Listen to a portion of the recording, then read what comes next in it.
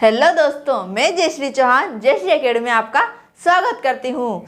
तो आइए आज हम पढ़ने वाले हैं जंतु उत्तक के बारे में, अर्थात एनिमल टिश्यू के बारे में। तो आज हम पढ़ेंगे जंतु उत्तक के बारे में। जंतु उत्तक को समझने से पहले हम ये समझ लेते हैं कि उत्तक क्या होता है, उत्तक कैसे बनता है। तो उत्तक की परिभाषा के रूप में हम जनरली लेते हैं कि उत्तक कोशिकाओं का एक समूह होता है, पर कोशिकाएं तो बहुत सारी होती है। कौन सी कोशिकाओं का समूह होता है? क्या कोशिकाओं को एक जगह इकट्ठा करने से उत्तक बन जाता है, या फिर कोशिकाएं अलग अलग रह के भी उत्तक बना सकती है? इसको हम परिभाषा से समझते हैं। उत्तक की परिभाषा को हम लेते हैं परिभाषा। उत्तक की क्या परिभाषा होती है? उत्तक की परिभाषा होती है कि जो कोशिकाएं जिनकी उत्पत्ति समान होती है और उनके कार्य भिन्न भिन्न होते हैं, उन कोशिकाओं के समूह को हम उत्तक कहते हैं। तो इसमें आएगा उत्तक की परिभाषा के अंतर्गत ऐसी कोशिकाएं जिनके उत्पत्ति तो समान होती है। क्या होती है? उत्पत्ति तो समान होती है, परंतु इनके जो कार्य होते हैं वो भिन्न भिन्न होते हैं। कार्य या फिर संरचना इनकी भिन्न भिन्न होती है। जैसे हमने देखा होगा, उत्पत्ति का अर्थ हम किसे लेते हैं? उत्पत्ति अर्थात जहाँ से ये बनते हैं। शुरुआती दौर पे इन कोशिकाओं की जो एक से अधिक कोशिकाएं होती है, उन कोशिकाओं की जो उत्पत्ति होती है वो समान होती है, अर्थात उनकी प्रारंभिक संरचना समान होती है, उनको हम उत्तक कहते हैं। समान कोशिकाएं होगी जिनकी उत्पत्ति, जिनकी संरचना प्रारंभिक संरचना से लेंगे वो समान होगी, तो वो एक उत्तक का निर्माण करती है। इसके बाद अब हम देखते हैं कार्य तो भिन्न भिन्न हो सकते हैं। इन कोशिकाओं के कार्य जो उत्तक बनाती है उनके कार्य भिन्न भिन्न हो सकते हैं। तो आगे हम देखते हैं उत्तक के बारे में अलग डेफिनेशन। तो ये उत्तक का जो हम अध्ययन करते हैं, उत्तक के अध्ययन की उसकी शाखा को क्या कहते हैं? हम जो अध्ययन करेंगे, कहते हैं ना जैसे कोशिका के अध्ययन को साइटोलॉजी, ऐसे ही इसी प्रकार ये जो उत्तक होता है इसके अध्ययन को हम क्या कहेंगे? इसके अध्ययन को हम कहते हैं हिस्टोलॉजी, और हिंदी में बोले तो औतिकी। क्या कहते हैं? उत्तक के अध्ययन को हम कहते हैं, उत्तक के अध्ययन को औतिकी, और इंग्लिश में हिस्टोलॉजी। ये औतिकी शब्द या औतिकी जो शाखा है, इसकी स्थापना किसने करी थी? इसकी स्थापना ये हिस्टोलॉजी। और जो ये शाखा है उत्तक के अध्ययन को हम औतिकी कहेंगे। जो औतिकी शाखा है इसकी स्थापना एक वैज्ञानिक ने करी थी, उनका नाम है मार्सेलो मेलपिगी। ये कहाँ के रहने वाले थे? ये थे इटली के रहने वाले। इनका नाम आता है मार्सेलो मेलपिगी। इन्होंने क्या दिया था? ये जो औतिकी शाखा है इसके बारे में बताया था कि इसकी उत्तक के अध्ययन की शाखा को औतिकी कहते हैं, अर्थात मतलब इसकी स्थापना करी थी कि इसके अध्ययन की शाखा को औतिकी कहेंगे। ये किसने कहा था? ये मार्सेलो मेलपिगी। जो कहाँ के रहने वाले थे? ये थे इटली के रहने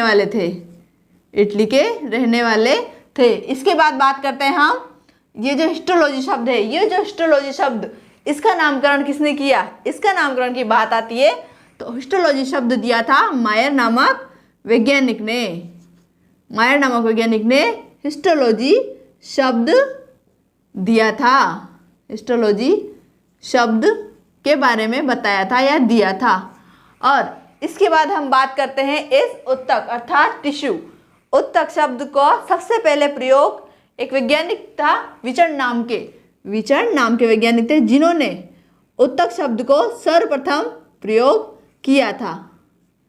उत्तक शब्द को, ना कि उत्तक का नाम दिया था, उत्तक शब्द का सबसे पहले प्रयोग किया था कोशिकाओं के समूह के लिए जो समान उत्पत्ति, जिनकी समान होती है, कार्य भिन्न भिन्न होते हैं। विचर्न उत्तक का प्रयोग किया था, सबसे पहले उत्तक शब्द का प्रयोग किया था। अब आगे बात करते हैं हम, ये हो गया उत्तक। इसके बाद बात करते हैं उत्तक के प्रकार के बारे में। अब ऐसा तो है ही नहीं कि सभी उत्तक को हम एक जगह रख देंगे, सारे उत्तक एक जैसे हो जाएंगे। इसे देखते हैं तो पादप में अलग उत्तक पाए जाएंगे, जंतुओं में अलग उत्तक पाए जाएंगे। इसी कारण संरचना और कार्य के आधार पर इन उत्तकों को हमने दो भागों में बांट दिया। कार्य, जैसे पादप उत्तक के अलग कार्य होंगे पादपों के, जंतु उत्तक के अलग कार्य होंगे, तो इनको हमने दो भागों में बांट दिया। कौन कौन से? एक तो हो गए पादप, जो पादप में पाए जाते हैं, और एक हो गए जंतु उत्तक जो जंतु में पाए जाते हैं।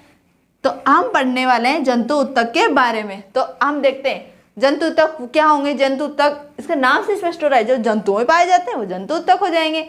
इसके बाद जंतु उत्तक के प्रकार के बारे में देखते हैं। अब ऐसा तो है नहीं कि जंतुओं में सभी जंतुओं में एक ही प्रकार के उत्तक पाए जाएंगे और सभी जंतुओं में अलग अलग उत्तक, ऐसा नहीं है। इनको अलग अलग वर्गीकरण में बांटा गया है। किसके आधार पर? जो जंतु उत्तक में बांटा गया है संरचना और कार्य के आधार पर, कि जंतुओं में कौन कौन से उत्तक क्या क्या काम करते हैं, इनकी क्या क्या संरचना होती है। इसके आधार पर इनको 4 प्रकार में बांटा गया है। 4 प्रकार में बांटा गया है। किसके आधार पर बांटा गया है? संरचना और कार्य के आधार पर। संरचना और कार्य के आधार पर इनको 4 भागों में बांटा गया है। कौन कौन से उत्तक? 4 प्रकार देखते हैं हम इधर। यहाँ पे देखते हैं, एक पहला उत्तक आएगा, ऐसे देख लेते हैं, चार्ट में अच्छे से समझ में आ जाएगा चार्ट से देखने पर। पहला उत्तक आएगा उपकला उत्तक। देखते जाना मेरे साथ के साथ कि हम क्या पढ़ रहे हैं। उपकला उत्तक, इसको इंग्लिश में एपिथेलियल उत्तक, एपिथेलियल उत्तक। इसके बाद बात करते हैं अगला उत्तक का नाम आता है उपकला उत्तक और संयोजी उत्तक। दूसरा उत्तक है हमारा संयोजी उत्तक। इनको हम अभी डिटेल से पढ़ने वाले हैं। संयोजी उत्तक को कनेक्टिव टिश्यू, कनेक्टिव संयोजन का अर्थात संयोजन से हम लेते हैं ना, कनेक्ट, से कनेक्ट है तो इसको संयोजी से हम कनेक्टिव टिश्यू, इसका इंग्लिश नेम कनेक्टिव टिश्यू हो जाएगा। इसके बाद अब बात करते हैं पेशी उत्तक। ये आएगा तीसरे नंबर का आएगा पेशी उत्तक। इसको हम पेशी को इंग्लिश में क्या कहते हैं? मसल्स से लेते हैं। तो यहाँ पे पेशी उत्तक का नाम भी muscular tissue, muscular tissue, muscular tissue. इसके बाद लास्ट का उत्तक आता है मस्कुलर टिश्यू। लास्ट का उत्तक तंत्रिका उत्तक, तंत्रिका उत्तक। इन 4 प्रकारों में बांटा गया है। तंत्रिका उत्तक को इंग्लिश में क्या कहेंगे? Nervous tissue, nervous tissue. इसको हम नर्वस टिश्यू के नाम से जानते हैं। ये हमने पढ़े 4 प्रकार, जंतु उत्तक के 4 प्रकार, उपकला उत्तक, संयोजी उत्तक, पेशी उत्तक और तंत्रिका उत्तक। तो अब हम इसको देख लेते हैं उपकला उत्तक को डिटेल से कि इसका आगे क्या क्या होता है। ये जो उपकला उत्तक, इसके नाम से स्पष्ट हो रहा है उपकला, अर्थात कला यानी एक त्वचा से एक परत से लेते हैं हम उपकला। उपकला यानी कला के ऊपर की, अर्थात ये ऊपर सबसे ऊपर पाई जाती है। ये जंतु उत्तक अर्थात जंतुओं के सबसे बाहरी आवरण, बाहरी अंगों पर पाई जाती है। जैसे कि इसके अंतर्गत हम लेते हैं अपनी त्वचा को लेते हैं, मनुष्य में लेते हैं, मानव में देखें तो सबसे ऊपर बाहरी आवरण क्या होता है? त्वचा होती है। तो त्वचा किससे बनी होती है? इस उपकला उत्तक की कोशिकाओं से बनी होती है। क्योंकि ये उत्तक कोशिकाओं का समूह है, तो हमारी त्वचा में कोशिकाओं का जो समूह होता है वो उत्तक उपकला उत्तक के नाम से जाना जाता है। ये जो उपकला उत्तक होता है इसमें क्या होता है? एक तो केंद्रक पाया जाता है। सबसे इंपॉर्टेंट बात, इसका एक विशेषता ये हो गई, इसकी सभी कोशिकाओं में केंद्रक पाया जाता है। इसमें सभी कोशिकाओं में केंद्रक उपस्थित होता है। और इसकी एक और बात, एक और विशेषता कि इसमें जो ये अंतराकोशिकीय स्थान, 2 कोशिकाओं के बीच में जो स्पेस रहेगा अंतराकोशिकीय स्थान, वो नहीं पाया जाता। इसमें अंतराकोशिकीय स्थान, इंटरस्पेस नहीं पाया जाएगा। अंतःकोशिकीय स्थान अनुपस्थित रहेगा, अंतःकोशिकीय स्थान अनुपस्थित रहेगा। इसके बाद ये हो गया केंद्रक अनुपस्थित, अंतःकोशिकीय स्थान। और ये पाया कहाँ जाता है? सबसे बाहरी आवरण, बाहरी ऊपर पाया जाता है। तो ये हमें क्या करेगा? ये आंतरिक अंगों की रक्षा करेगा बाहरी चीजों से। तो इसका एक और फीचर हो गया, ये हमारी आंतरिक अंगों की रक्षा करता है, आंतरिक अंगों की रक्षा करता है। किससे? बाहरी आवरण से या बाहरी आघातों से रक्षा करता है। और ये किसका निर्माण करता है? ये मानव शरीर की त्वचा का निर्माण करता है। और इस उपकला उत्तक की बात करें तो उपकला उत्तक में होता क्या है? जब कभी हमें चोट लग जाती है तो इसमें एक स्पेशल या इम्पोर्टेंट फीचर पाया जाता है। वो क्या होता है इसमें? पुनरुद्भवन की क्रिया। जैसे कि हमारी बॉडी है, अब यहाँ कहीं चोट लग जाती है तो इसकी त्वचा, इसकी यहाँ की जो कोशिका है वो नष्ट हो जाती है और यहाँ पे घाव बन जाता है। तो क्या होता है, एक कोशिका से यहाँ पे चोट लगी तो कोशिकाएं नष्ट हो गई अर्थात खत्म हो गई, तो यहाँ पे नई कोशिकाएं बनेगी। वो कैसे बनेगी? होता क्या है, जो ये पास की कोशिकाएं होती है ये वृद्धि करके, अर्थात इसको वृद्धि करने को हम क्या बोलेंगे? पुनरुद्भवन की क्रिया। एक कोशिका से दूसरी कोशिका बना लेती है और उस कोशिका की स्पेस को भर देती है। इससे हमें नई कोशिका मिल जाती है और हमें पता चलता है कि हमारी चोट ठीक हो चुकी है।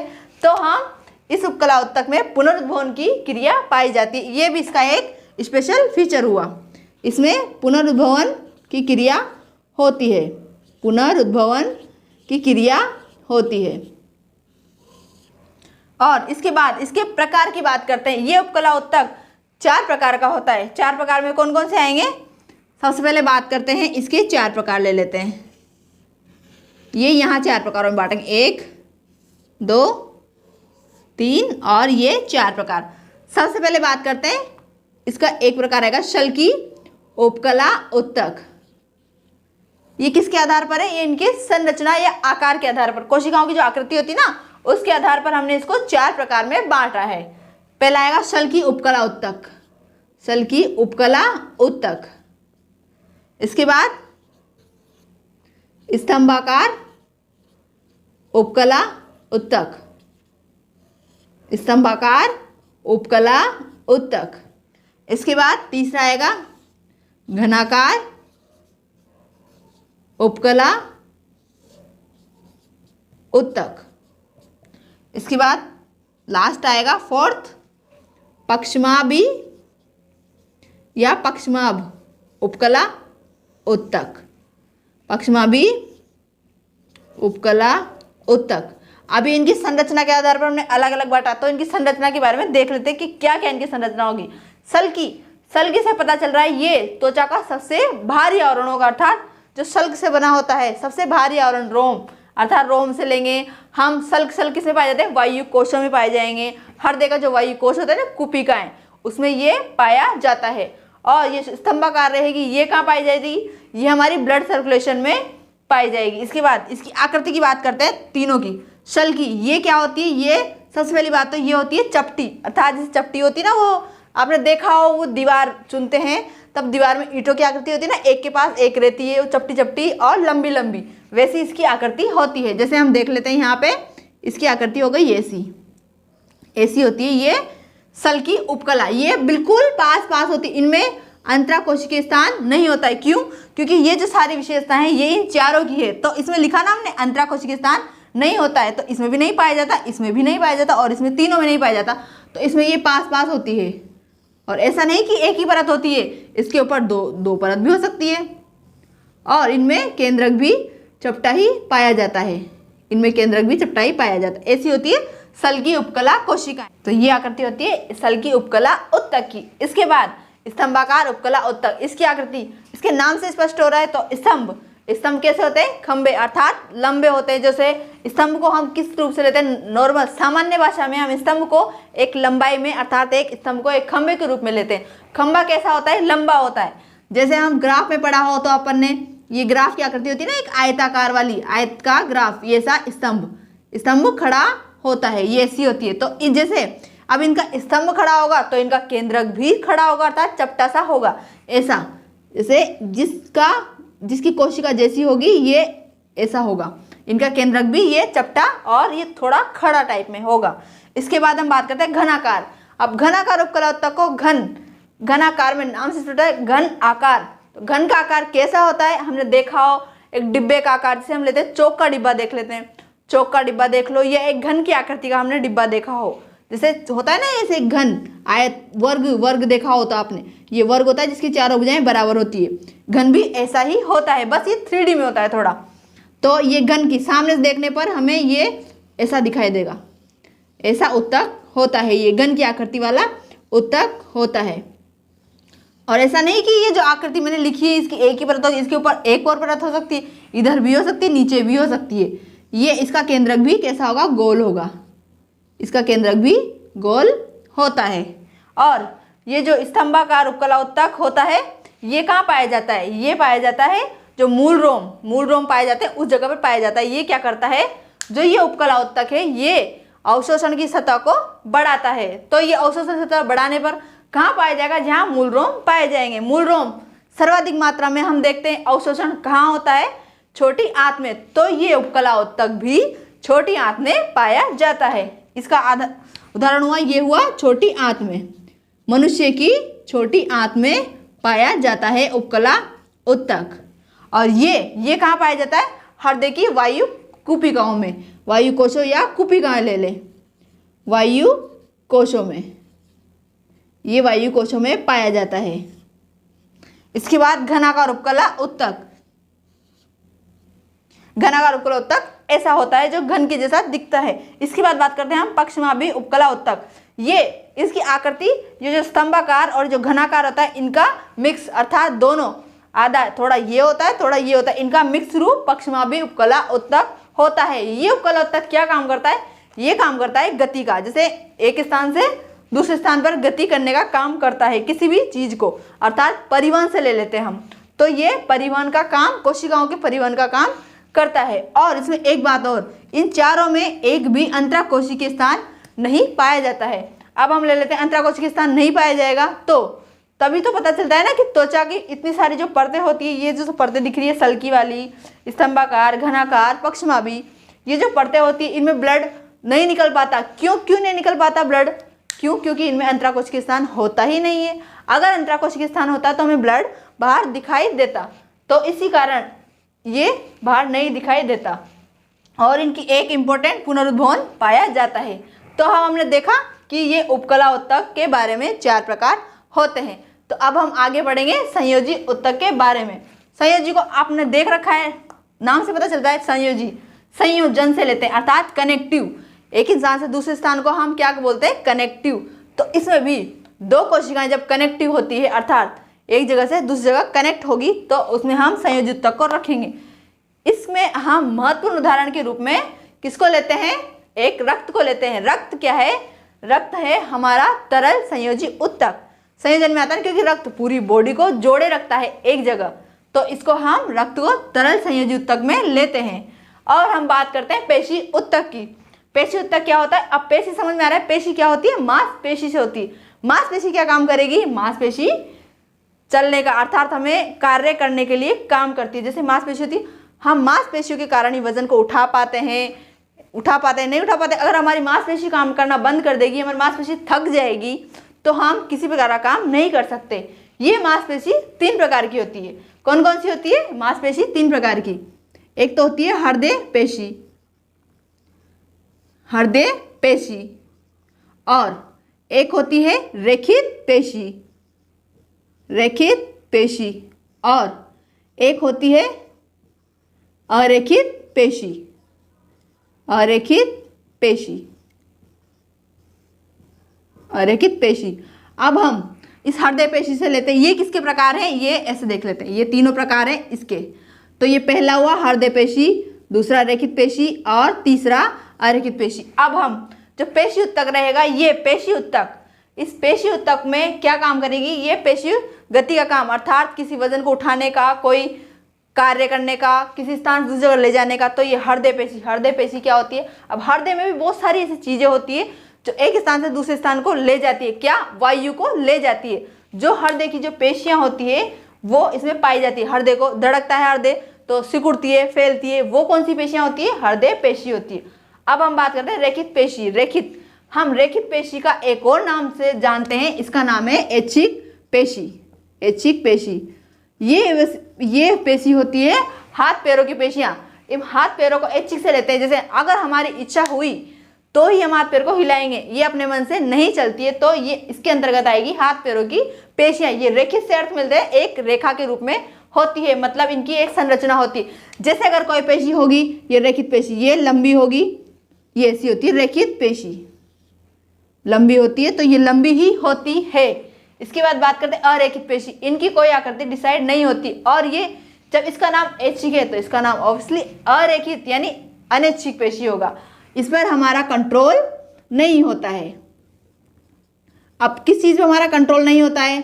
अब अनैच्छिक पेशी में आएगा, एक तो हमारा कंट्रोल छींक आने पर कंट्रोल नहीं होता है, भूख लगने पर भी हमारा कंट्रोल नहीं होता है। जो जिन जिन पेशियों पर हमारा कंट्रोल नहीं होता है वो आएगी अनैच्छिक पेशी के अंतर्गत, और जिन पर हमारा कंट्रोल होता है जैसे कि हाथ पैरों पर और इन पर हमारा कंट्रोल होता है तो ये आएगी रेखित पेशी के अंतर्गत। और एक और बात, जैसे हमारा कभी कभी बात करते हैं ना कि वो देखते हैं कि अनैच्छिक पेशी सिर दर्द में आता है ना, सिर, अब सिर की पेशी हमारी जो बॉडी सोचती है वो कहाँ आएगी, ये अनैच्छिक पेशी में आएगी। इसके बाद बात करते हैं हम तंत्रिका उत्तक की। अब तंत्रिका उत्तक क्या होता है, सबसे पहले तो बात करते हैं हम ये उत्तक कोशिका, उत्तक किसका समूह होता है, कोशिकाओं का समूह का।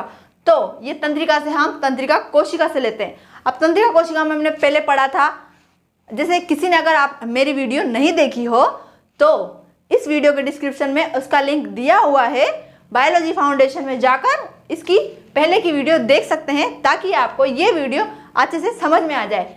तो हम बात कर रहे थे हम तंत्रिका कोशिका की। तंत्रिका कोशिकाओं के जो समूह होता है उससे उत्तक बनता है। तंत्रिका कोशिका की ये संरचना होती है, ये तंत्रिका कोशिका की संरचना, ये तंत्रिका कोशिका की संरचना ऐसी होती है। ये डेंड्रोइस, हाँ काफी अच्छा नहीं बनाया चित्र पर कोई नहीं, ये डेंड्रोइस, इसके इनसे सूचनाओं का आदान प्रदान। अब ऐसी बहुत सारी कोशिकाएं मिलकर क्या बनाती है, उत्तक बनाएगी।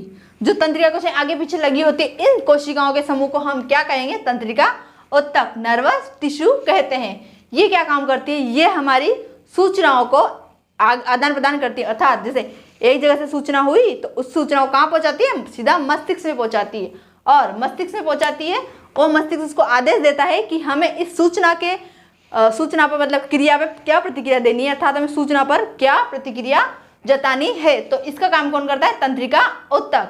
ये तंत्रिका उत्तक होता है कोशिकाओं का समूह, ये इन कोशिकाओं का समूह होता है।